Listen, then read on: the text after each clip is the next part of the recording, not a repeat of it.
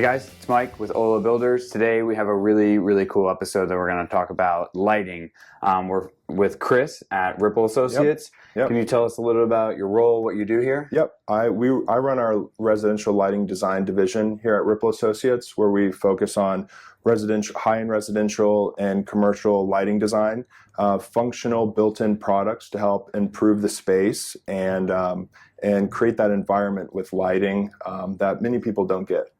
Yeah, absolutely. I mean, my background is from lighting and lighting controls, so it's something that I'm passionate about. Most builders just put in the cheapest can because it's a budget line. We deal with that. Yeah. So we'll talk a little bit about lighting design. Okay. Good, better, best. Before we started filming, we were talking about, you kind of walked us through the demo that you guys have here, which I would suggest if you're building a custom home or you're building a house, come out here, take a demo and a tour. We can help you set that up. It's worth it to understand. We'll do a very brief overview of what that looks like. Okay. Let's start here and talk about differences of color temperature, because now even at Home Depot you get the color selector button, but people don't really know what the difference between 2700 and 5000, what adjustable truly means, and how it affects their day-to-day life. So can you run us through this? Of course. So here we just have a very colorful piece of art. This is 2700 Kelvin, a very warm color temperature. Then we go to 3000 Kelvin, 3500 Kelvin, 4000 Kelvin, and 5000 Kelvin. There's not really a right or wrong, but there is a better for specific areas of the home. If the artist was standing here, they would probably want around 3500 Kelvin. It really shows the differences between the blues and the blacks, the reds and the greens. And it really enhances and brings the true color that the artist wanted to represent. General lighting, a lot of the times we kind of default to 3000 Kelvin. 3000 Kelvin really enhances if you have a warmer flooring, more wood tones in the home. 3000 Kelvin's or even 27 at sometimes really enhances those warmer tones. If you have a lighter color marble floor, we might want to even bump it up to 3500 Kelvin for some general lighting. And that's more like, you see 3500 Kelvin and more like a modern contemporary home. Yeah. And then most people are used to 2700 Kelvin because that's an incandescent light bulb. Yes, correct. So they get that warmth, and so when you use a lower color temperature, it's going to bring out the warm textures in your house. Yes. And then if you got, if you're going all white and black, high gloss stuff, you're probably going to go higher. Yeah, you might want to bump it up to 3000 or even 3500 Kelvin. 3000 Kelvin is really still a warm light. Yeah. But when compared to 2700 Kelvin, it's a white light. So back in the day with incandescent and halogen, when we dimmed a light, it went from 3000 Kelvin and it really warmed up. So we mixed color temperature without even knowing it. Nowadays, we can still mix color temperature if we do it the right way. So for general lighting, we might like 27 or 3000 Kelvin. For art lighting and task lighting, we might like 3000 or 3500. But for that special piece of art at the end of the hallway, we might want to bump it up to 3500 Kelvin to really enhance and create some drama in that room. Yeah, you can see how dramatic it changes, especially in the blues and the reds that come out when you change the color temperature. Now, let's forget about the art for a second and let's look at the gray wall. When you pick out paint, you get a paint chip and there's 6 different colors of gray, and you usually take it outside to pick the color temperature under the sun, which is probably the worst thing to do. That's what we do. Yep. And you paint the house, and then you flip the light switch and it's a different color than you picked outside because you have a different color temperature reflecting off of that surface. So I promise I'm not changing the color of the wall, but let's run through these color temperatures. That's 2700, that's 3000, 35, 4000, and 5000. I mean, this is white paint, and it dramatically changes to like a blue. Yep. It really does. It really does. And for me to say that, most of the designers I've ever worked with call me colorblind. So I don't really get into that. And we're talking about paint and art. Think about your cabinets and your flooring. I mean, look at the hand. Yes. You change it so that you look at your hand. 5000 versus 3000. You look like you have a suntan and you've been at the beach. Whereas 5000, we don't look too healthy right there. No. So for meat and vegetables while you're cooking, it's a total dramatic change in like appetizing look. Yeah, of course, and how you feel and how you live in the house, and everything. we want to make sure that we dim down color temperatures and we dim down lighting in the space to create different scenes and effects and make you feel good when you're sitting on the couch relaxing after a long day. Yeah, this is a great example. I mean, one of the best that I've seen in the country of showing color temperature. Can you quickly show us color with this? Yep. Now, even just adding a different color to something can change the dramatic look. Of course. Most people use color as Christmas lights, Yes. right? But Yep. this, even just at the end of the hall during a party, you made it blue. Yep. The tone of this painting changes dramatically. Exactly. We have a lot of cool areas. Residentially, we don't do a ton of color, but every now and then in a special wine room or a bar area where you have a tall ceiling wine room with nice racks and a glass door, we might pop it with blue, or we can really change the color to whatever we'd like.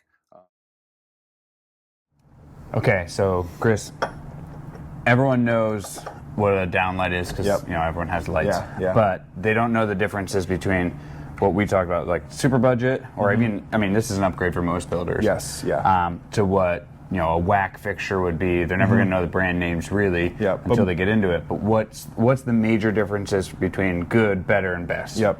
So we start with this version. That's just a 4-inch retrofit. Really, it's just a LED board behind an acrylic film. So when we talk about light output, it's really kind of just a blob of light up at the ceiling. We might need 16 of those to light up a big living room just because it's not optically controlled. And for the longest time, that was an upgrade, going from a 6-inch incandescent recessed light to a 4-inch retrofit. It was great. And then we went to this smaller wafer. This is a 4-inch wafer. It's super slim, and it was great because we can install it under trusses or anything like that. But again, it's just kind of a blob of light. It's a lot of glare. We call them glare bombs, just because we don't want to walk in a room and be able to count the amount of lights really quickly. We want them to be soft and quiet. And this had its big heyday in like the retrofit market, where someone buys a house and they're like, oh, I don't want to change all the light bulbs, and they have the one that's got the spreader bars, goes in your 6-inch can. But it doesn't really do you much justice. Not much at all. So we go from the retrofit or a wafer into our pop-in. The benefit of the pop-in is it's very deep regression. So the LED module is actually recessed up inside of the fixture versus the retrofit or the wafer where the lens is almost at the level of the ceiling. And again, this is optically controlled. So the LED in here has a reflector in it, similar to something like this, that actually controls the light. So instead of just a blob of light up at the ceiling, we're controlling the light, we're crunching it down, and we're pushing it to where we need light, at our task surfaces. So this is our 4-inch 4-inch pop-in. And this would be pretty much like the next step. And so from an install perspective, installs to is this just mounted to a truss or a J-box? Nope. So the junction box is mounted on the back of the light. So your wiring would go directly into the back of this junction box. Okay. And then it's internally wired. There is a frame-in kit, a flat pan frame-in kit that would actually get installed pre-drywall. So you can line everything up down a hallway. Exactly where it's going to be located. And then this just snaps into the pre-framing kit, and then all your wires just land.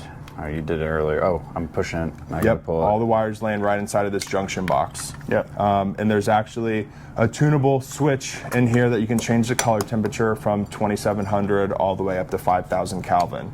And so this guy here, obviously deeper light, but we have a lens on it, and we have it's not going to be a wide flood. You're going to get a much tighter light on there. Yep, we're controlling the light.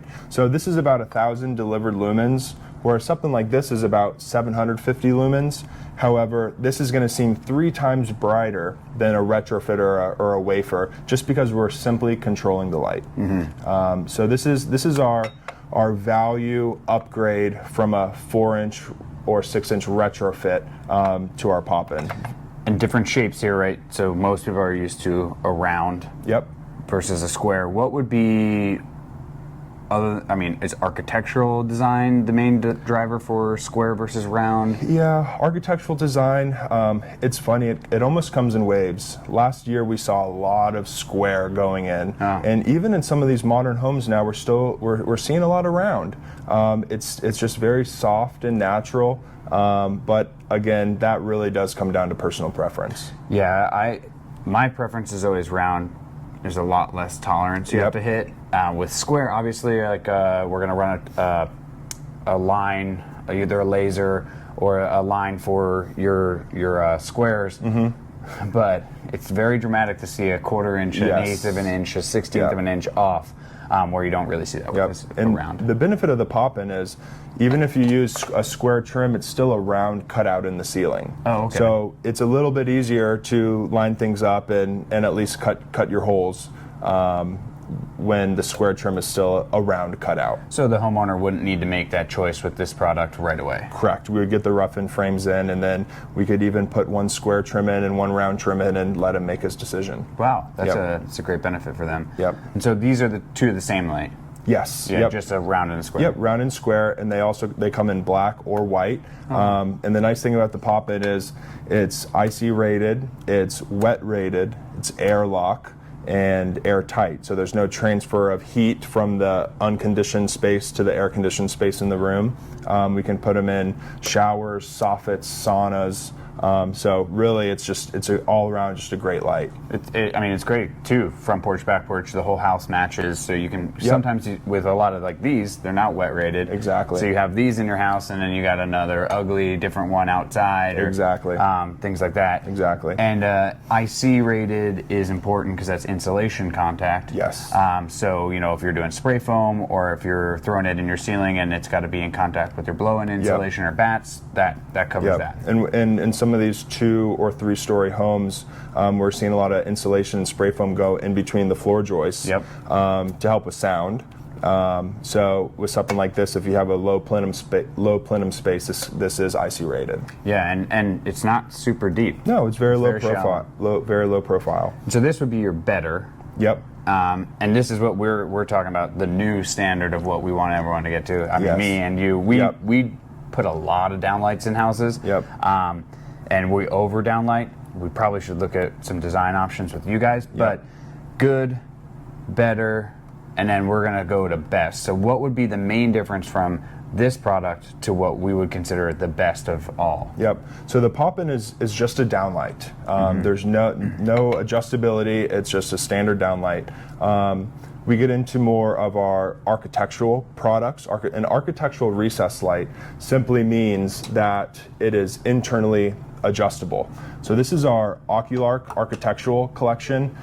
This is the module that comes with the housing, and it's internally adjustable up to 30 degrees. Wow. But notice how it adjusts. It doesn't just pivot. Yeah. So it actually slides back to 30 degrees so that the center beam of the light still goes through the middle of the trim.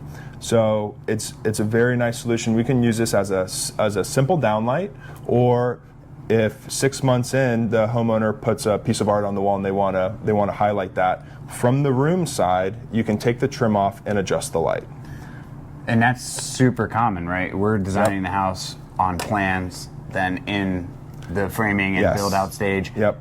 And then when they truly go in to live in the house, this gives them the ultimate adjustability and flexibility. And I'm guessing that this can turn as well? Yes. So you have it set up like this, and then they move in and they go to that wall. Well, now you can adjust that wall to wash there. Exactly. And for slope ceilings as well. Instead of having a big eyeball that turns down to get a downlight on a slope ceiling, this is internally adjusted to give it that clean look from the ceiling side or from the room side, but still be able to achieve a downlight application. And this is just the module, so there's more pieces that go on the outside of this that give them even more flexibility. Yep. So our number one, when we talk about trims, this is what we call a pinhole trim.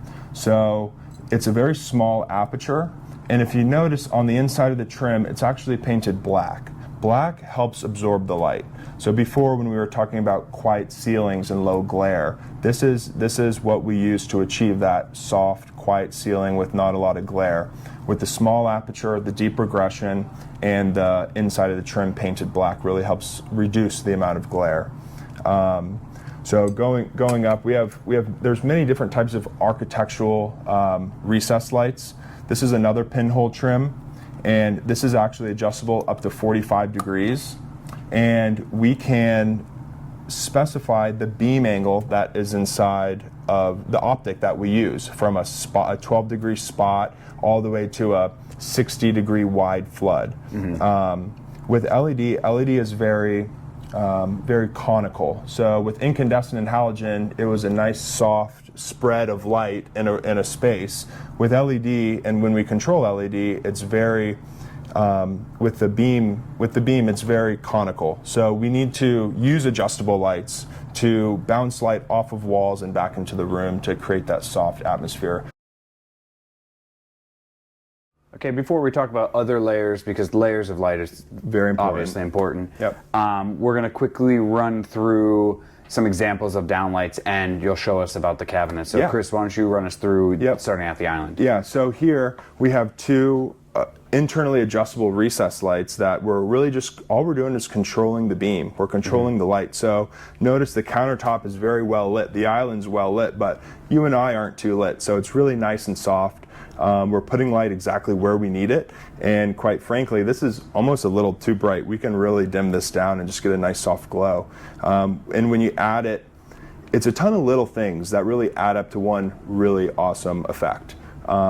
So we can have some fun with it. Those are two narrow floods illuminating the countertop, but we can also control the beam even more and go to a really tight spot and highlight that centerpiece on the table. Yeah, which would be, think about like if this is your dining table. Yep. Something that is really important is just, dinner scenes and things like that you have. So, so a really amazing representation of that. Yeah, and for dinner, we might want more light on the countertop. And after you're done cooking and cleaning and now you relax, you hit that next button to just chill and take it down a notch, and we really can have some fun with it. Yeah, that's cool. And then next, we kind of briefly spoke about wall washing. The most important place that we use wall washers are actually in the kitchen on cabinets. So here we have two wall washers here, and notice we have a really even illumination on the cabinets. If these were just standard downlights, we would have a beam of light coming down and hitting the cabinet and giving us very strange, weird shadows. Whereas in this case with wall washing, we're softly illuminating the cabinets and bouncing light back into the space. So when you add wall washing and highlighting the countertop, two functional spaces in your kitchen, we have plenty of light. We don't need 8 lights in the kitchen. We have 2 on the cabinets, a couple on the island, and that really is plenty of light for living in the space. We could really have some fun with it, and we're doing a lot of this. We're seeing a lot of countertop lighting, backlighting the stone. It's just, a special bar area, a wet bar off to the side of the kitchen. This is what really makes the space pop. Yeah. Yeah, we love decorative sconces. It really helps add some ambient light to the space and some more general light. We want to make sure that when we place sconces on your project, that we're not putting them anywhere where artwork would be or furniture would be. But again, we love the ambient light that sconces do bring, and they really add a nice decorative flair. So we have some sconces, and then we have a nice decorative chandelier. We can dim that down very nice. It's just it's a clean crystal piece, but what we like to do is we like to have some fun with it, and we actually pop it with a couple pinhole spots.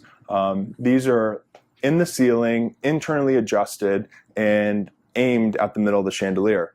It's a concept we've been doing for a very long time. It helps add some more soft general light to the space. And this is something that you could have automated to come on every single night from dusk to dawn. And the important thing is, you're not changing light bulbs every month. With incandescent or halogen, we really couldn't do that. We didn't have the ability to leave lights on like that and have automated scheduled events because of the maintenance of the fixture. So again, just a really nice concept. This is something you could leave on every single night as a nice night light, and it really adds a nice general light to the space. It really makes it. It's a dramatic crystal. Excuse me, a dramatic crystal piece. Yeah.